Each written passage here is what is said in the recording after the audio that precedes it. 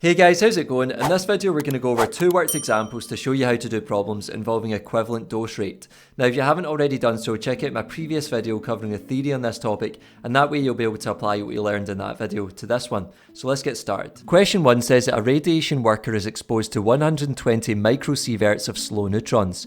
If this exposure happens over the course of a working week from 9 AM to 5 PM Monday to Friday, calculate the equivalent dose rate in sieverts per hour. Well, the question wants us to use sieverts per hour, so we're going to need a time in hours first of all. So writing down what we know from the question, we're trying to find the equivalent dose rate, which is H dot. We know the equivalent dose, H, is 120 microsieverts, which we should convert into sieverts, so this gives us 120 times 10 to the minus 6 sieverts. And our time is going to be from 9 to 5, Monday to Friday, so it's going to be 5 days times the 8 hours per day, which gives us a total of 40 hours. And the reason our time is in hours is just because we're using sieverts per hour, so we're not going to change the time units there. Writing down our equation now for equivalent dose rate, we have H dot equals H over T, and substituting in the numbers gives us 120 times 10 to the minus 6 divided by 40, and if you put that into your calculator, we should get an answer of 3 times 10 to the minus 6 sieverts per hour.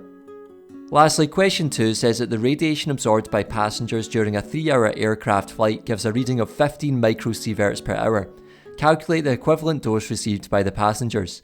Writing down what we know from the question, we're trying to find H this time, and we know our equivalent dose rate, H dot, is 15 microsieverts per hour. Now we could convert this into just sieverts per hour and get rid of the prefix micro, but I'm just going to leave the prefix micro because we'll see shortly that we can actually just leave our final answer in microsieverts per hour, as long as you remember to include the micro at the end. So our time is 3 hours for the flight, and then writing down our equation, we have H dot equals H over T.